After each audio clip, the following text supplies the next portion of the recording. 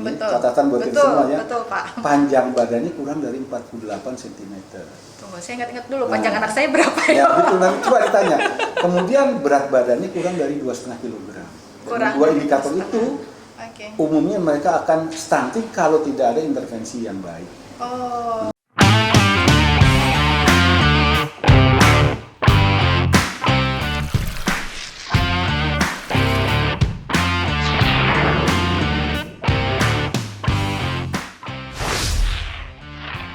Hai kawan cerita, ketemu lagi di podcast kali ini pas kali bah. Hari ini kita ada edisi spesial, agak berbeda dari edisi-edisi yang lain karena kali ini kita kedatangan langsung 3 narasumber. Dari manakah itu?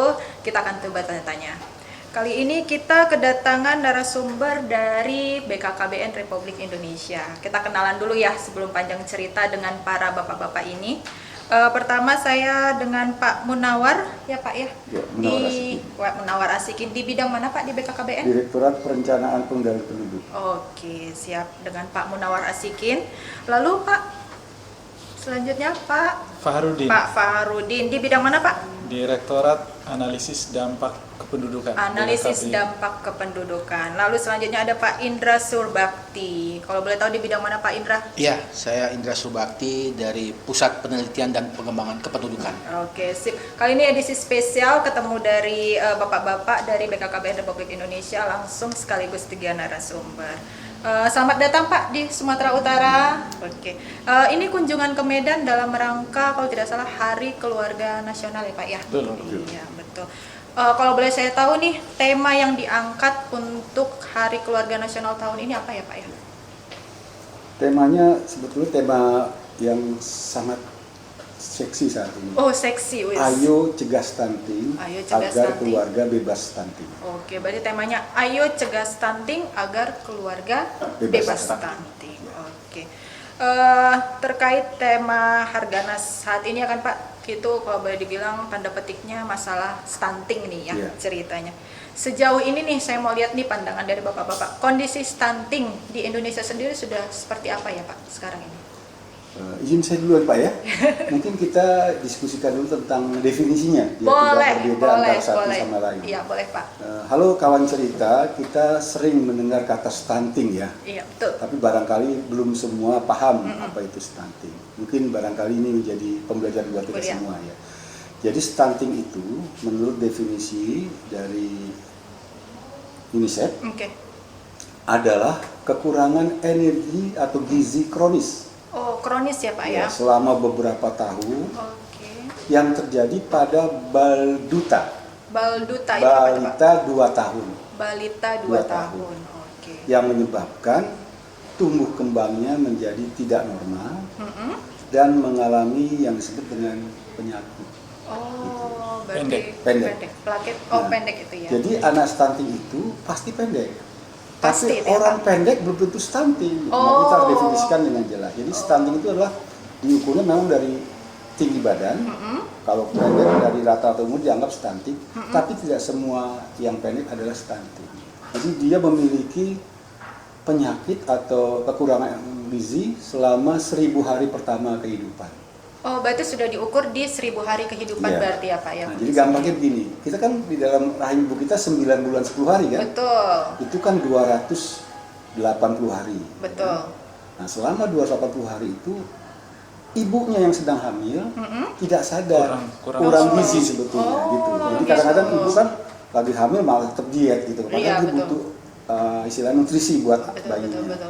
Ditambah 2 bulan saat pengasuhan. Jadi 1000 hari itulah 9 bulan 10 hari dalam masa kandungan ditambah 2 tahun dalam masa asuhan. Dalam masa asuhan Dan gitu itulah ya yang Pak? membuat dia menjadi stunting karena tidak segera meningkat pertumbuhannya dan juga tingkat intelijensianya. Oh, oke. Berarti sebenarnya pencegahan stunting harus dimulai dari ibu hamil sebenarnya ya Betul. Pak ya? Bahkan dari sebelum Iya. menikah. Sebelum Sebelum menikah. Oh, bahkan dari sebelum menikah. Silakan, Pak. Oh, Pak oke. mungkin bisa melengkapi. Mungkin Pak Farudi mungkin bisa lebih menjelaskan nih, saya Iya, tertarik. Iya, jadi BKKBN itu programnya bahkan sebelum orang menikah yang namanya simil ya, elektronik siap hamil siap nikah. Oh, itu Jadi, ada kita siapa? semacam aplikasi atau Semacam gimana, Pak? aplikasi, Oke. jadi kerjasama dengan Kementerian Agama, orang-orang yang akan menikah harus diperiksa kesehatannya seperti Oh, itu. Jadi begitu. dipastikan dulu sehat baru menikah. Tapi nggak dilarang juga sih menikah. Oh. Cuma kalau misalnya dia telanjur sudah mau nikah tapi setelah diperiksa ternyata belum sehat, dianjurkan jangan punya anak cepat-cepat. Oh. Gitu. Jadi untuk supaya anaknya jadi badannya disehatkan dulu ibunya supaya. Oh, berarti semacam aplikasi ini apa edukasi Untuk- ya, ya, mewanti-wanti sejak dini mungkin Edukasi gitu dan ya. pemeriksaan kesehatan. Oh, berarti Jadi kalau mau dua-duanya. menikah pakai aplikasi itu dulu kali ya, Pak ya. Iya, di aplikasi itu untuk membantu tapi meriksanya tetap di bidan. Oh. di puskesmas, oke. puskesmas ya, di puskesmas. Itu di-download oleh masyarakat luas Bisa. atau gimana, Bisa. Pak? Iya, bisa Oh, ada. bisa ya, ada ya di Android gitu berarti iya, ada ya? Iya, di Oh. Play Store kayaknya udah ada. Oh, oke. Berarti salah satu cara untuk mencegah itu sejak dini dari sebelum menikah, Sebelum berarti nikah, gitu ya, Pak. iya. Nah, itu kan salah satu pencegahan. Nah, kalau di Indonesia sendiri sudah gimana sebenarnya stuntingnya kita, Pak? Silakan. Pak, saya Bapak Indra. Pegang. Boleh siapa nih? Iya, jadi boleh. Jadi kan memang Presiden kan sudah mencanangkan bahwa kita tuh harus menurunkan stunting sampai ke 14% di tahun 2024. Itu target di 2024 Target ya, Pak. Nah, Oke. tapi sekarang ini di tahun terakhir data dari studi status gizi Indonesia Betul. tahun 2021 itu masih 24,4% tahun 2021. Berarti kita harus menurunkan sekitar 10% lagi berarti ya, Pak. Iya, 10%. Dalam Ini waktu lebih 2 tahun lebih ke 10%. Iya, Iya. lebih dari lagi ya. 10%. Di wilayah 10%. Nah, tapi mungkin perlu ditambahkan lagi ya terkait dengan stunting ini. Kan tadi Pak Munawar mengatakan bahwa stunting itu adalah kekurangan gizi Betul. sehingga mempengaruhi tumbuh kembang anak. Iya. Tapi sebenarnya penghitungan stunting yang ada sekarang, yang ada di penghitungan SSG tersebut itu masih dari sisi tumbuhnya, jadi belum perkembangannya. Oh. Tadi Pak Munawar kan mengatakan kalau dia stunting dia pasti pendek, Betul. tapi pendek belum tentu stunting. Betul. Jadi yang dihitung sekarang oleh SSG itu baru dari sisi tumbuhnya saja. Jadi tinggi badan sesuai dengan umurnya. Tapi sebenarnya yang perlu diperhatikan juga perkembangan, masuk perkembangan motoriknya, otaknya, sosialnya juga itu yang memang masih belum dan memang itu tidak gampang dilakukan. Tapi sedang kita upayakan ke depannya seperti itu. Oke, berarti sejauh ini masih hanya sekedar batas tinggi tumbuh dikaitkan dengan Iya. umurnya idealnya harusnya Karena seperti paling apa gitu ya, Pak paling ya. mudah mengukur. Paling mudah mengukur. Dan biasanya juga ibu-ibu kan ngukur itu ya kalau Iya. misalnya meriksa anak-anaknya gitu ya, Pak ya. Iya. Oke. Nah, itu kan terkait stunting. Nah, saya mau nanya ini BKKBN kan biasanya terkenalnya dengan ada kata-kata keluarga. Nah, kalau menurut Bapak-bapak sendiri nih dari BKKBN, keluarga di Indonesia sendiri tuh sudah ideal belum ya, Pak? Siapa nih? Pertama Bapak mungkin Fahan ya kalau dari sisi kuantitas, Iya. ya kan bisa dilihat dari sisi kuantitas. Dari sisi kuantitas, mungkin ukuran yang paling sering kita dengar mungkin TFR ya, jumlah anak diukur dari TFR. TFR itu Total fertility total, rate, betul. rata-rata jumlah anak yang dilahirkan seorang ibu sepanjang semasa masa reproduksi. reproduksinya. Ya, jadi rata-rata jumlah anaknya. Jadi kalau di Indonesia itu data terakhir dari hasil pendataan keluarga 2,24. Ya. Iya, 2,24. Itu artinya gimana ya, Pak? Kalau misalnya kita Artinya bacanya. dua ya, antara 2 dan 3 tapi udah lebih banyak yang 2. Oh. Iya, makanya dia 2 komanya tinggal sedikit. Oke. Nah, secara nasional sebenarnya udah cukuplah mendekati lah karena kan target nasional kan 2,1. Oh, target 2,1 Iya, tumbuh ya, Pak. seimbang tuh 2,1. Nah, tapi memang masalahnya variasi antar provinsi masih tinggi. Disparitasnya masih Disparitas, tinggi ya, Pak ya. betul. Jadi di beberapa provinsi di Pulau Jawa dan Bali ya sudah cukup rendah, bahkan ada yang di bawah 2. Oh, Ya, oke. Bali itu termasuk yang rendah, Jogja, DKI, kemudian mungkin Jawa Timur. Jawa Timur. Iya. Nah, kalau Sumut sendiri gimana, Pak? Sumut itu kalau saya ingatnya yang data menurut SDKI memang agak tinggi 2,9. Oh, 2,9. Termasuk yang tertinggi di Sumatera bersama-sama dengan Riau. Oh, paling 2,9. tinggi ya Iya, di Sumatera. Sumut. Di Sumut ini mungkin salah satunya ya kalau ini faktor budaya. Budaya ya, Pak. Ya, dalam arti kayaknya ada preferensi terhadap anak laki-laki cukup tinggi di sini sehingga orang jadi kalau anaknya belum dapat laki-laki itu mesti tambah-tambah lagi itu. oke. Jadi seperti itu. Berarti kalau dilihat kondisinya masih agak jauh juga ya Sumut Jauh, dari iya. nasional ya, Pak ya. Kayak strateginya ini sekarang kalau pemerintah sih jadi jangan berlakukan sama. Kampanye Oh, keluarga gitu. berencana ini jangan diperlakukan sama antar provinsi. Jadi mungkin harus diperkuat di daerah-daerah provinsi-provinsi yang TFR-nya masih tinggi, terutama yang tadi kalau di Sumatera ini ya Aceh, Sumut, Riau itu yang tinggi. Kalau di bagian selatan udah cukup rendah. Oke. Iya. Nah, kan ada beberapa disparitas ya Pak di beberapa wilayah gitu. Berarti kan kebijakannya tidak pasti sama nih antar provinsi. Nah, kalau di provinsi-provinsi yang TFR-nya masih tinggi, kira-kira dari BKKBN kebijakan apa yang akan dilakukan Pak? Ya, kalau menurut saya sih memang pertama itu ya karena banyak faktor budaya, kampanye sih Kampanye yang ya harus Pak dikuatkan ya. KII. Jadi edukasi terhadap masyarakat itu mengenai jumlah anak itu. Oke. Iya, karena apa ya? Saya lihat ya antara kuantitas, ya tadi bicara kuantitas ya, kuantitas dan kualitas itu erat kaitannya. Betul. Iya, erat kaitannya.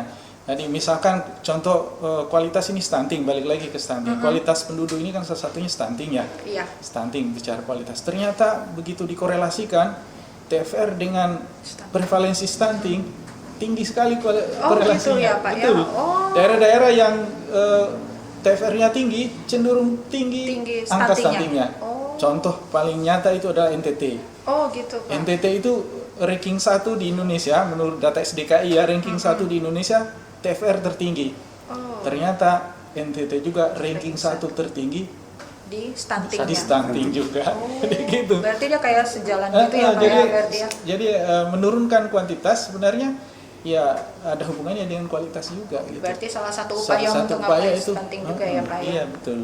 Nah itu kan untuk provinsi yang belum ideal nih TFR-nya. Nah kalau provinsi yang sudah, itu kan kadang ada beberapa isu yang mengatakan kalau dia sudah ideal nih TFR-nya, ada kemungkinan tidak suatu saat nanti pertumbuhannya justru malah negatif gitu Pak. Kan ada yang seperti itu yang membahasnya kan gitu. Itu gimana Pak cara mempertahankannya biar tetap Pak Indra ke Pak Indra nih? Oke, siap. Jadi begini kan memang target kita di BKKBN sebenarnya kan 2,1. Betul, 2,1 itu kan artinya itu adalah ada istilah lain itu namanya net reproduction rate ya. Itu juga artinya ibu sudah diganti sama anak perempuan gitu. Jadi sudah yang kita katakan tadi Pak Fahad tadi katakan penduduk tubuh seimbang ya. Betul. Jadi tapi ya masalahnya juga kan kita tuh apakah 2,1 tetap kita pasang targetnya gitu ke depan. Itu yang kita khawatirnya itu juga pengalaman di negara-negara maju. Begitu mereka turun di bawah 2,1 yang artinya nanti kalau turun di bawah 2,1 itu bisa ke arah negatif growth tadi ya. Iya, itu Pak. Nanti kalau pengalaman negara yang maju itu mereka sulit untuk mengembalikannya ke depan. Seperti contohnya di RRT ya, Tiongkok, Republik Rakyat Tiongkok. Mereka dulu ada one child policy. Memang itu dulu berhasil. Tapi sekarang mereka sudah kehabisan bonus demografi ya sekarang mereka. Jadi sehingga mereka mencoba menggunakan two child policy. Bahkan sekarang dengan two child policy mereka sudah tidak bisa lagi mendapatkan bonus demografi. Sehingga mereka sekarang mengarah ke three child policy, 3 anak. Untuk bisa mendapatkan tadi itu ya bonus demografi tadi ya. Kan kita tahu kalau bonus demografi itu kita mendapatkan yang namanya window of opportunity. Kita bisa mendapatkan penduduk usia kerja yang cukup banyak ya, sehingga kita bisa manfaatkan itu. Memang itu merupakan kesempatan ya harus kita manfaatkan. Tapi jadi itu yang sekarang menjadi masalah. Apakah kita kemarin juga kita sudah melakukan seminar ya terkait dengan itu. Apakah kita tetap pasang 2,1 di tahun 2024 sesuai dengan target BKKBN saat ini gitu. Apakah kita lepas gitu? Apalagi kita kan berhubungan nanti dengan misalnya saya mendengar BPS itu akan menggunakan Bayesian population projection ke depan. Nah, kalau menggunakan Bayesian itu kan sudah cenderung tidak menggunakan target lagi, jadi membiarkan namanya kan juga probabilistic ya, probabilistic projection untuk mengarahkan nanti kemana gitu, sehingga nanti kalau proyeksi yang baru nanti ya kita, tinggal dipilih arahnya, trajektorinya atau arahnya yang kemana gitu. Itu yang saya lihat ke depan itu begitu. Jadi pertanyaannya apakah tetap kita pasang 2,1 di 2024 untuk BKKBN atau seperti yang proyeksi sebelumnya kan kita pasang 2,1 tapi kita tahan 2,1 sampai 2035 ya kalau nggak salah ya. Iya, sehingga apakah dan itu secara practically nggak bisa dilakukan, menahan 2,1 tidak bisa. Karena pengalaman di negara maju, dia turun terus justru, dan menaikkannya susah, dan contohnya sudah banyak. Tadi RRT tadi, Singapura juga termasuk juga itu. Jadi dan sudah ada perubahan juga pola ini juga. Anak itu kan sudah berubah ya. Kalau dulu tuh anak tuh adalah investasi, sekarang anak tuh lebih pada biaya gitu ya, cost, sehingga sudah ke arah sana. Jadi sehingga perilaku juga sudah berubah, perilaku memiliki anak. Jadi ya itu. Jadi itu pertanyaan yang ke depan seperti itu. Apakah kita tetap apalagi kita kan kalau kita lihat kita hubungkan dengan hari kependudukan sedunia di 11 Juli nanti. Itu mereka lebih mengarah pada bukan ke pengadilan penduduk lagi, tapi lebih pada hak reproduktif dari khususnya ya ketahanan demografi malah istilah mereka, demographic resilience katanya istilahnya. Berarti untuk menjaga stabilitas demografi itu jadinya betul ya, itu. Pak, ya? Tapi nanti misalnya kalau ada lansia bagaimana gitu, jadi kualitasnya tadi yang dikatakan tadi kualitas penduduknya itu sendiri. Jadi bukan hanya angkanya saja, tapi kualitas penduduk itu sendiri. Berarti ini kedepannya akan ada proyek, apakah itu akan tetap 2,1 atau tetap gini, itulah mungkin ya akan kajian selanjutnya Pak. Saya tambahkan sedikit ya. Boleh, Jadi Pak. mungkin dalam konteks tadi TFR 2,1 ya, beberapa provinsi udah cukup rendah. Betul. Ya, beberapa provinsi yang lain cukup tinggi. Ya. Itu ya strateginya sih memang kembali ke program KB juga sih. Jadi dalam arti ya untuk provinsi-provinsi yang masih tinggi memang harus gencar terus. Ya, program KB-nya harus gencar. Tapi di provinsi yang rendah bukan berarti juga kita kendor ya, bukan. Pelayanan KB yang penting menjamin pelayanan KB itu kapan saja diperlukan oleh masyarakat itu dia bisa diakses. Tapi nggak sekejar lagi di provinsi yang besar-besar kan, yang harus edukasinya harus banyak, edukasi ke masyarakat. Kalau yang tinggi-tinggi itu edukasi masyarakat memang harus gencar. Tapi kalau yang provinsi yang sudah cukup rendah, cukup memastikan pelayanan, menurut saya ini ya, cukup memastikan pelayanan itu bisa diakses. Jadi kapan orang perlu misalkan mau akses MKJP segala macam tersedia, bisa diakses, jadi cukup. Jadi karena dia akan dibangun oleh kesadaran masyarakat itu. Karena dia di daerah itu sudah cukup sadar masyarakat. Tapi kalau daerah-daerah masih tinggi, edukasinya harus ditambah. Itu kalau menurut saya sih gitu. Nah, mungkin saya tambah lagi. Boleh Pak Indra, ya, jadi yang menarik nih. Dengan yang dikatakan Pak Fahar tadi ya. Jadi fokus BKKB itu kan saya kira lebih pada yang dinamakan unmet need. Jadi kebutuhan KB yang tidak terpenuhi. Betul. Ya, karena kalau yang CPR kan sudah tinggi kita ya, sudah hampir 60 ya, 50. Ya, jadi sebenarnya yang kemarin masih tinggi itu sebenarnya unmet need itu. Jadi kebutuhan yang tidak terpenuhi itu yang kemarin cukup tinggi karena mungkin COVID-19 ya, sehingga mungkin akses ke fasilitas pelayanan itu kurang, sehingga ya itu unmet need tidak terpenuhi. Jadi fokus ke depan akan ke situ ya, saya kira khususnya untuk wilayah-wilayah yang tadi masih tinggi tadi ya, TFR masih tinggi tadi. Saya mungkin ada sedikit boleh, melengkapi Pak Hari ini menarik ya, karena kita sekarang pada Hari Keluarga Nasional ya.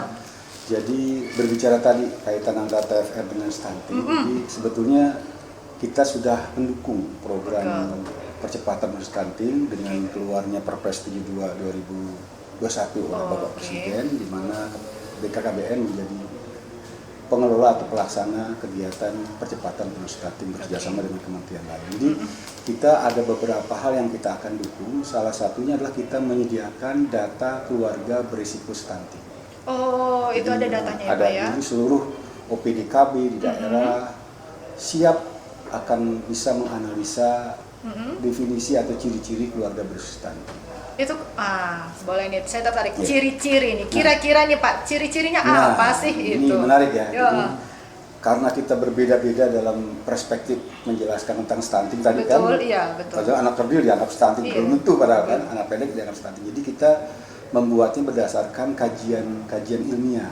Mungkin nanti di sini kan ada yang mau buat jurnal ya. Betul, kita Pak. melakukan semacam kajian ilmiah mencari faktor-faktor yang menyebabkan anak stunting.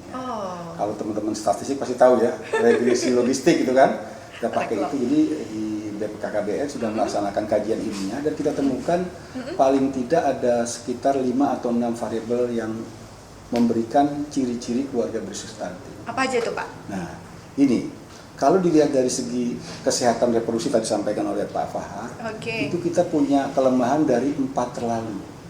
Apa itu Pak? Nah, gini, ibu-ibu atau calon pengantin tidak sadar bahwa harusnya menikah itu jangan terlalu muda. Oh gitu Pak? Masih banyak yang terlalu muda menikah. Kok saya bahasa ini? Iya, padahal di KBN disebutkan untuk perempuan idealnya menikah 21. Oh 21, berarti saya masih Laki-laki lewat. 25. Laki-laki Gitu 25, ya. berarti saya Jangan masih menikah lewat, Pak. 15 tahun karena terlalu muda menikah, 15 tahun, 14 tahun itu 15. akan berisiko anak keluar stunting atau lahir stunting. Oh Itu oke. T yang pertama. Masih Lalu seperti yang masih ada pertama 3 ya? lagi ya. Oke, 3 lagi apa nih Pak? Yang kedua adalah terlalu tua melahirkan. Terlalu tua melahirkan. Di atas 35 tahun hindari. Karena tadi anak-anak yang lahir di atas 35 tahun itu juga akan berpeluang lahir sebagai anak stunting.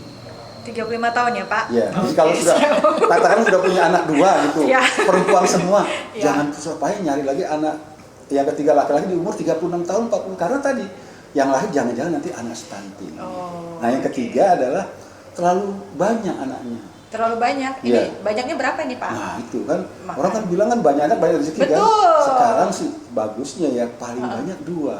Paling Tapi banyak. banyak sekarang ini masih ada yang 3, 4, 5, bahkan masih ada yang 7 gitu kan. Oke, siap. Artinya terlalu banyak anaknya juga akan mempengaruhi kualitas anak yang dilahirkan. Sebagian besar anak yang lahir di atas jumlah anak 3 itu bisa lahir anaknya stunting. Oh, Gitu. oke. Nah, T4 yang terakhir T terlalu dekat. Terlalu dekat jarak. Anak satu dengan lain-lainnya. Oh, gitu. Kalau di Jawa Barat itu namanya tunji Pak ya. 1 tahun hiji anaknya lahir. Itu anak bisa 10, bisa 11. Jadi usahakan anaknya 3 tahun anak pertama lahir, baru lahir anak kedua. Jadi mudah-mudahan itu nanti akan mempengaruhi juga kualitas anak. Karena anak itu kan perlu asah-asih asuh ya. Betul. Kalau baru setahun lahir anak berikutnya kan jadi kecemburuannya ada. Betul, Ibunya betul, juga betul. tidak bisa fokus kepada seluruh anaknya. Jadi jaga boleh juga terlalu dekat anak satu dan lainnya. Oke. Itu yang kita lihat yang menyebabkan anak atau keluarga menjadi stunting. Oh, oke. Sip. Berarti itu tips and trick yang mau menikah nih Betul, kayaknya ya. Pak ya. Nah itu dilihat dari sisi istilah itu faktor spesifik. Oh, itu faktor spesifik. Ya. Jadi bagaimana intervensi spesifik. Nah Oke. sekarang kita bicara Gizi spesifik. istilahnya faktor sensitif. Nah, itu apa lagi tuh, Pak? Itu adalah faktor-faktor yang menurut penelitian itu berdampak 70% 70% Pak. terhadap tadi penurunan angka stunting. Oh, oke. Nah biasanya itu dilihat dari segi perumahan, Perumahan, ya, kemiskinan lah gitu kemiskinan, ya, oke. pendidikan, Pendidikan, kemudian sanitasi, Sanitasi, air jamban, oke, air bersih. Gitu. oke. Jadi kita harapkan keluarga-keluarga sekarang ini harus memiliki lingkungan yang sehat, air bersih yang baik, gitu, sehingga akan melahirkan anak-anak yang tidak stunting. Gitu. Kurang lebih Banyak seperti yang bisa kita pengetahuan. lihat ya. Mantap, Seperti itu, ya. Pak. 4T dan masalah sanitasi lingkungan. Ya, saya terpaku dengan 4T tadi, Pak.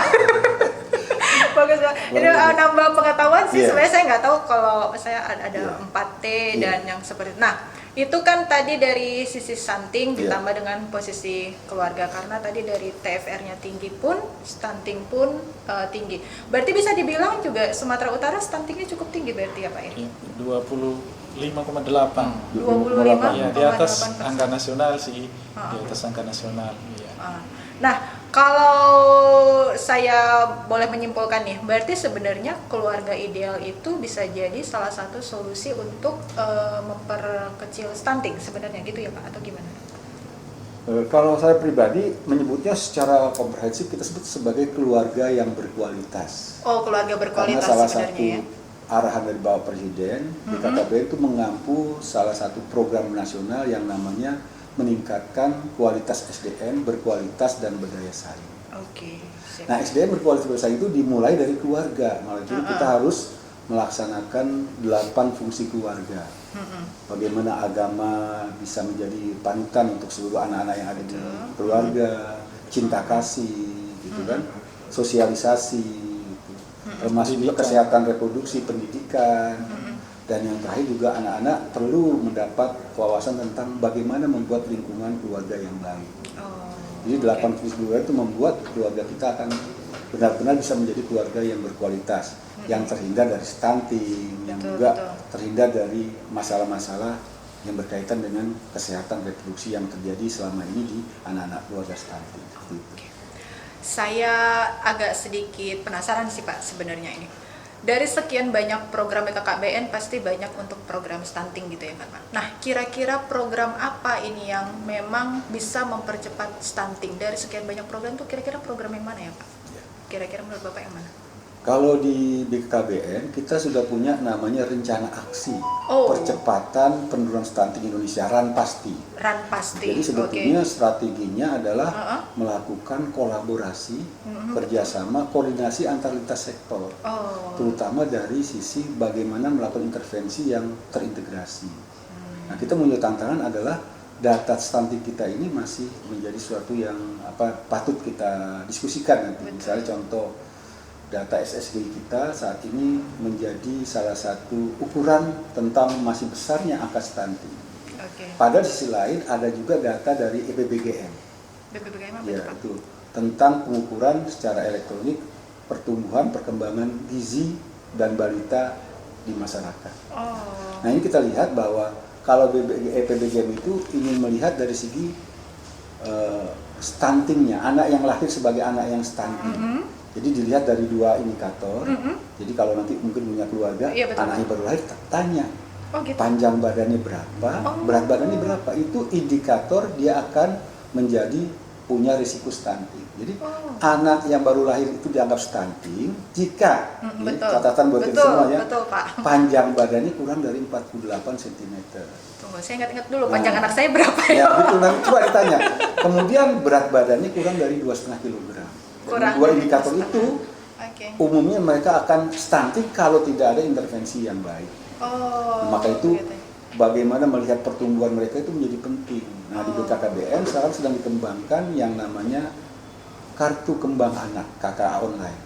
Kalau dulu namanya KMS bukan sih Pak? Ya, ada Betul, lagi Pak? kalau KMS itu lebih ke arah yang sifatnya berat badan sama tinggi Iya, badan. Iya, itu kan ada Berat gerakannya. Kalau ini bagaimana pertumbuhannya? Oh. Kalau anak 3 bulan tuh udah bisa apa harusnya, Oh, anak 6 bulan sudah, sehingga nanti oke. kita bisa tahu ini benar stunting apa enggak. Karena stunting itu tadi sekali bukan hanya sekedar pendek, tapi juga tingkat pertumbuhan itu tidak sesuai dengan anak-anak yang normal. Idealnya ya, Gitu, Pak, ya. ya. Jadi Betul. dia di samping juga kalau orang bilang telat mikir, dia juga mungkin punya masalah dengan kesehatan. Oh. Masih udah umur 1 bulan nggak bisa, umur setahun nggak bisa jalan, ada masalah apa ini gitu kan? Oh. Nggak bisa ngomong atau mungkin juga aktivitasnya sangat terbatas dibanding anak 1 tahun yang lain gitu. Jadi oleh karena itu tingkat pertumbuhan anak menjadi kunci untuk mengidentifikasi secara lebih jelas angka stunting kita seperti apa sampai saat ini. Oh, berarti Jadi angka kita ini masih sifatnya lebih ke arah ukuran-ukuran yang sangat matematis gitu. Padahal yang kita Oke. inginkan adalah pertumbuhannya gimana. Jangan-jangan anak kecil memang pertumbuhannya waktu itu terkendala karena penyakit, tapi begitu dikasih nutrisi yang baik, dia jadi sehat kembali, dia terbebas dari stunting. Oke. Nah kita lihat selama ini, kemarin kita main ke Depok ya Pak ya, di Depok Oke. itu waktu kita melaksanakan gerakan stunting itu, ternyata ada sebagian itu menurut kita belum tentu stunting, karena Oh. tadi anaknya lincah, Oke. jalannya cepat, artinya aktivitasnya itu sosialisasi dengan anak yang lain cepat, hanya dia kebetulan pendek gitu. Nah definisinya masih selama ini masih ukuran pendek saja gitu, Oh. tinggi badan menurut umur, padahal kita harusnya juga melihat bagaimana kemampuan kognitifnya, seperti kemampuan berkomunikasi dengan teman-teman sesama dia sebagai balita gitu. Oleh karena itu kita perlu nanti mengecek kembali tingkat pertumbuhan kembang anak tadi dengan salah satu yang sedang dilakukan oleh BKKBN dengan KKA online tadi. Oh, berarti dia pelaporannya bersifat online gitu Iya, berarti, Pak? nanti Berarti ada bisa aplikasi tahu. juga sudah ada, jadi nanti kita bisa pantau anak kita yang Oh. sedang bertumbuh itu menggunakan aplikasi itu. Oke, siap Pak. Berarti sudah ini ya, sudah ada apa ya? Maksudnya masyarakat tuh sebenarnya bisa tahu juga tanpa Iya. harus ke bidan atau Betul. harus ke ada yang mendatangi Betul, ya. gitu ya, Pak ya. Betul. Betul. Nah, stunting kalau sudah, nah kadang ada pertanyaan begini Pak, mungkin dari masyarakat. Sebenarnya stunting itu bisa diobati nggak sih gitu? Maksudnya anak-anak yang udah kena stunting itu bisa nggak keluar dari stunting? Nah, ada pertanyaan Ya, seperti ini itu. memang stunting itu kan sebetulnya kekurangan gizi kronis ya. Betul. Jadi sebetulnya secara medis, seseorang yang dalam waktu 1000 hari pertama kehidupan kita bisa berikan nutrisi yang baik, gizi yang baik, vitamin yang baik, dia akan terbebas setelah berumur 2 tahun. Jadi syaratnya adalah pada sebelum umur berakhir di 2 tahun itu dia harus mendapatkan intervensi terkait dengan perbaikan gizi, vitamin, termasuk juga kesehatan ketika selama 2 tahun itu. Oleh karena itu perlu di situ. Jadi kalau mau mengobati mereka, obatilah di saat 1000 hari pertama kehidupan yang bersangkutan atau balita tersebut. Berarti Kalau lebih dari itu sudah nggak bisa lagi. Oh, sudah nggak setelah bisa lagi ya, 2 Pak? tahun ke atas itu sudah bukan nggak bisa. Investasi untuk mengobati jauh lebih besar. Karena ada faktor kesehatan, ya kan, faktor mungkin juga makanan, pendidikan yang juga akan berdampak. Karena orang yang di atas 2 tahun itu kalau stunting ya, dia punya pertama kecenderungannya lah menutup diri. Terutama kalau sudah 7 tahun tuh menutup diri, dia tidak berani melihat orang secara langsung. Jadi interaksi dengan orang lain kurang. Itu dari segi pengalaman-pengalaman ahli-ahli kedokteran. Kemudian juga dia akan menyendiri, seperti autis, tapi dia bukan autis. Dia gitu, menyendiri, dia merasa ada sesuatu yang berbeda dengan teman-teman yang lain. Kemudian juga sakit-sakitan. Nanti di umur-umur 30, 40 tahun dia akan kena penyakit degeneratif. Yang selama ini kita tahu kalau umur 50 tahun ke atas baru bisa lihat kayak apa namanya asam urat, kemudian hipertensi, diabetes. Gitu. Sehingga mereka akan memiliki penyakit atau kesakitan yang tinggi sampai umur sebetulnya di usia produktif. Sehingga anak stunting saat ini di tahun 2045 akan menjadi bukan sesuatu beban bagi negara karena dia tidak bisa mencapai yang namanya bonus demografi yang sampai karena dia sebetulnya angkatan kerja yang potensial tapi tidak bisa bekerja karena tadi kemampuannya sangat turun dibanding dengan anak-anak yang sehat yang lain gitu. Maka kita perlu sama-sama nih mendukung program istilahnya penurunan stunting agar nanti Indonesia bisa mendapatkan bonus demografi yang memiliki angkatan kerja yang produktif gitu. Sehingga dia bisa tadi mendapatkan jadi bonus demografi tadi ya Pak ya. Tambahin sedikit ya, boleh ya? Ya boleh Pak, silahkan Jadi Pak. ya, jadi ini pertegas Pak Munawari di 1000 intervensinya 1000 hari pertama kehidupan. Jadi kalau itu ya orang bilang itulah usia emas ya. Iya, betul. Usia emas pertumbuhan anak di situ. Jadi jangan sampai lewat itu kita. Ya, Pak, ya. Ini karena kalau tidak maksimal di situ ya dampaknya tadi seperti yang disebut Pak. Dampaknya bakalan jadi merembet kemana-mana ke tahun-tahun berikutnya ya Pak ya. Cuma memang 1000 hari pertama kehidupan ini bukan tugas BKKBN saja. Ya kan terkait banyak sektor ya seperti tadi kalau dari sisi spesifik ya kalau sisi spesifik di situ ada masalah pangan dan gizi, kemudian ada masalah kesehatan. Ya kesehatan, ya itu kan kalau pangan dan gizi mungkin ke pertanian, ke ketahanan pangan. Betul. Kalau kesehatan ya mungkin ke dinas kesehatan dan lain-lain. Tapi ada juga yang lebih besar lagi yang sensitif tadi malah 70%. Nah itu lebih luas. Sensitif itu ya faktor-faktor lingkungan tadi disebut seperti apa ya? Misalnya kalau soal kemiskinan kan terkait juga ke masalah tenaga kerja jadinya kan, masalah dinas sosial, kementerian sosial.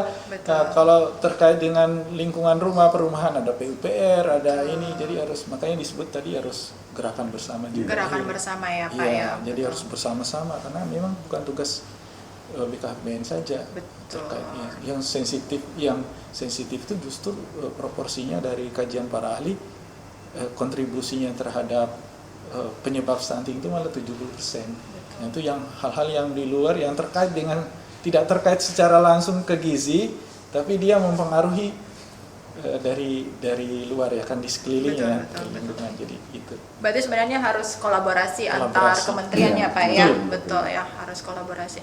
Nah, tadi itu ada 100 hari kehidupan. 1000 hari. Nah, 1000 hari kehidupan itu sebenarnya pasti ada nih ya kan ya strategi-strategi misalnya mungkin ada tenaga pendamping atau apa untuk ibu-ibu yang melahirkan mungkin ada seperti itu nggak sih Pak? Kadang kan yang pelosok pendalaman kan kita nggak tahu apa-apa nih, mungkin bisa didatengin atau apa gitu. Itu ada seperti itu ada nggak gitu ya Pak? Ada ya. Jadi salah satu programnya kita itu kita ada program pendampingannya. Jadi kita ada 200.000 tim.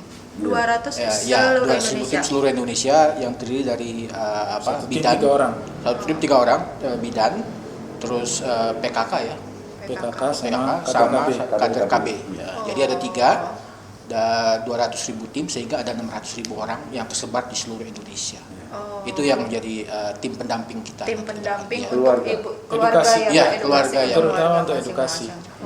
Oke. Dan memang fokus ke BKKBN kan sebenarnya kita ingin mencegah Betul. kelahiran stunting sebenarnya. Ya, makanya kita larinya ke kelahiran lagi kan. Jadi jangan sampai bayi lahir tuh dia stunting. Karena kalau nanti stunting kan memang ada lagi tadi yang Pak Fahar dan Pak Munawar katakan ada instansi lain ya, kementerian lain yang akan membantu itu untuk kuratif misalnya Kementerian Kesehatan gitu ya. Tapi memang fokus BKKP itu lebih pada pencegahan kelahiran stunting gitu ya. Makanya kita kan fokus kita kan ke Jatin sama ibu hamil sama pasca kesalinan. Jadi 3 itu yang kita fokuskan di program kita. Berarti langsung fokus di 3 itu ya Pak ya. Oke, sip. Menarik sekali nih ya Pak, sebenarnya antara keluarga, stunting sebenarnya berhubungan gitu. Oke.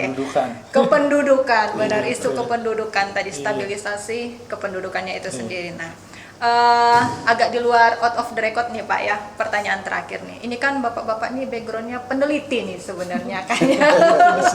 Tadi ada yang bilang menurut kajian, ada yang bilang ini. Nah, kebetulan nih kan ya Pak, kita BPS Provinsi Sumatera Utara nanti akan meluncing yang namanya jurnal. Nah, itu juga salah satu temanya itu mengangkat terkait isu demografi dan kependudukan gitu. Nah, boleh di-sharing nggak nih ya Pak buat kemajuannya jurnal kita nanti?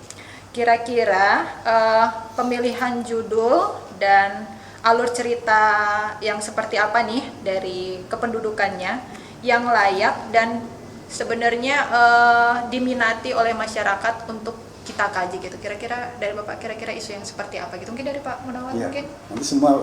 Semua nanti Pak. Betul kalau dibilang saya mantan peneliti memang betul. Saya pernah jadi peneliti. Begini, bicara pembuatan jurnal sebetulnya saat ini yang menurut Bapak ya sangat relevan adalah pertama stunting. Karena saat ini belum banyak ya, terutama penelitian stunting yang dikaitkan data mikro. Jadi kalau mau nih kita sudah punya di BKKBN ya data yang menurut saya belum ada selama ini, yaitu pendataan keluarga. Nah di sana bisa dilihat. Contoh tadi 4-nya bisa ditangkap dari data stunting. Tinggal dikaitkan dengan faktor-faktor yang lain sehingga kita bisa lihat di daerah mana sebetulnya terlalu muda menikah terjadi, di desa mana, karena kita punya sampai by name by address. Nah silakan isu stunting ini yang pertama. Yang kedua tentang SDGs, terutama SDGs desa, karena kami juga ingin teman-teman tahu bahwa pemerintah nih inginnya ada semacam kajian-kajian seperti apa pembangunan keluarga di level desa itu bisa dipraktekkan dengan baik, karena kita sudah punya datanya baik ini ada di desa kan? Sehingga pembangunan keluarga juga kita bisa lakukan dengan melihat data-data yang di dalam data pendataan keluarga. Itu yang kedua, jadi tentang SDGs desa, kalau bisa itu juga bisa ditulis karena sebetulnya tinggal dilakukan elaborasi dengan data-data yang ada. Terus yang ketiga ini menurut saya juga penting, yaitu bagaimana kita bisa meningkatkan proses keterpaduan dalam perencanaan pembangunan, khususnya pembangunan kependudukan. Jadi banyak sekali parameter-parameter bangga kencana itu yang bisa ditulis untuk menjelaskan sebetulnya fenomena kependudukan itu seperti apa. Contoh tadi sudah disebutkan oleh Pak Indra. Bicara TFR juga ada kaitan dengan MCPR tadi kan. Bicara TFR ada kaitan dengan ANET. Itu kalau dikaitkan itu banyak sekali kajian-kajian kita bisa sampaikan pemerintah sebagai nanti alat rekomendasi. Betul. Menurut saya itu 3 itu yang penting. Silakan Pak Munawar. Menurut Pak Fahrudin gimana Pak? Ya, kalau saya sih ya mungkin menjawab secara lebih global ya. Kalau menurut saya yang penting tulisan itu kan berakar dari permasalahan yang dihadapi di wilayah itu gitu ya. Misalnya kayak tadi saya cerita, misalnya di Sumut masih tinggi TFR misalnya, tinggi TFR ya mungkin karena permasalahan real di lapangan itu adalah tingginya TFR, mungkin kajian-kajian misalnya bisa diarahkan ke situ. Ini sebagai salah satu contoh saja. Yang penting dia itu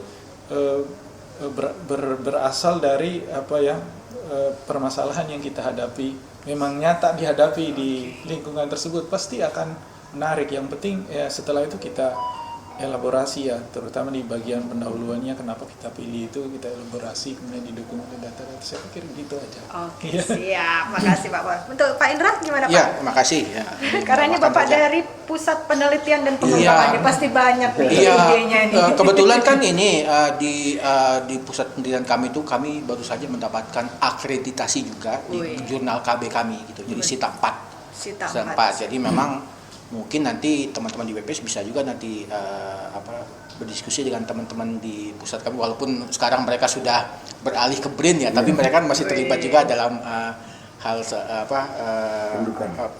ya terkait dengan ini penelitian yang harus nanti bisa kita masukkan ke dalam jurnal tersebut ya. Sebenarnya sih kalau dari sisi ini banyak sekali ya topik yang bisa kita tadi ya, Pak Fahar kan mengatakan memang kita harus cari permasalahan dulu. Masalahnya apa? TFR kan masih banyak permasalahannya. Tadi salah satunya TFR, misalnya TFR di provinsi ataupun kabupaten kota masih variasi tinggi kan, masih disparitasnya masih tinggi. Itu kan menjadi suatu masalah yang kita pecahkan. Dan data di BPS kan banyak sekali ya. Data nggak hanya data dari pendataan keluarga. Sekarang kita udah punya data pendataan keluarga ya di BKKBN. Di BPS ada Susenas ya, ada nanti STKI, apalagi sekarang STKI 2022 sedang dalam proses ya, tahun ini akan dilaksanakan. Ada juga data sensus penduduk long form yang itu juga bisa digunakan sebagai data yang bisa dipakai untuk penelitian, karena di situ kan ada yang jelas di SPLF itu ada data TFR yang kita nanti-nantikan. Betul. Dan itu kan katanya itu sampai ke tingkat kabupaten kota. Betul. Itu sangat dibutuhkan oleh kita di BKKBN, sangat dibutuhkan oleh Pak Fahar dan Pak Munawar, sangat dibutuhkan data itu. Tapi kan ada juga yang lainnya yang bisa, jadi analisisnya banyak, jadi analisis bisa sampai ke kabupaten kota sekarang karena datanya sudah sangat kaya gitu ya. Jadi dan ya itu, tapi kata kuncinya tadi yang dikatakan Pak Fahar tadi, permasalahan penelitiannya apa, kan selalu ada what is the problem ya. Kalau di penelitian itu kita harus cari permasalahan juga, jangan asal. Kalau dulu kan waktu kita masih muda, kalau namanya kita menulis itu kita cari datanya dulu baru kita teliti gitu. Padahal kan kita cari permasalahan dulu, permasalahan itu apa, baru kita cari sumber datanya dari mana, apakah dari data sekunder yang sudah ada atau dari data primer yang harus kita kumpulkan di lapangan. Baik, terima kasih masukannya Pak. Karena memang dari dulu seperti, dan saya pun seperti itu. Kadang datanya ada nggak ya? Datanya nggak ada, masalahnya ada tapi datanya nggak ada. Kadang kita berangkat dari data sebenarnya, justru bukan dari masalah. Keren. Terima kasih Bapak buat wawasannya, buat pengetahuannya kali ini. Terima kasih atas waktunya. Semoga menambah wawasan pengetahuan. Kita mau kasih yel-yel buat boleh. Ada yel-yel, boleh. Kita punya yel-yel Pak. Ada ini yel-yel bertiga. Kita pakai ini jadi. Ya, gimana? Bertiga, Ini ya? apa Biar tadi? sama-sama Pak. Saya hitung berarti ya Pak ya? Jadi ikut juga nanti boleh, ya. Boleh, kalau boleh. saya bilang Gimana, BKKBN, langsung tangan begini, langsung ngomong, hidup berencana itu keren. Oh gitu, ada nadanya ya Pak? Kita semangat kita bersama-sama merencanakan keluarga kita. Kita bareng-bareng Pak ya? Oke. Bisa tahu kan? Bisa ya Pak. Jadi kalau saya bilang BKKBN, hidup berencana itu keren. Sip. Oke, bareng-bareng Pak kita, biar kawan cerita tahu yang namanya memotivasi teman-teman semua di BKKBN dan kita semua. BKKBN, hidup berencana itu keren. Makasih Bapak. Terima kasih kawan cerita. Jangan lupa episode berikutnya, jangan lupa like, subscribe, dan share ke orang-orang yang lain. Jangan lupa episode kita berikutnya akan lebih baik lagi dan pas kali bah. Terima kasih.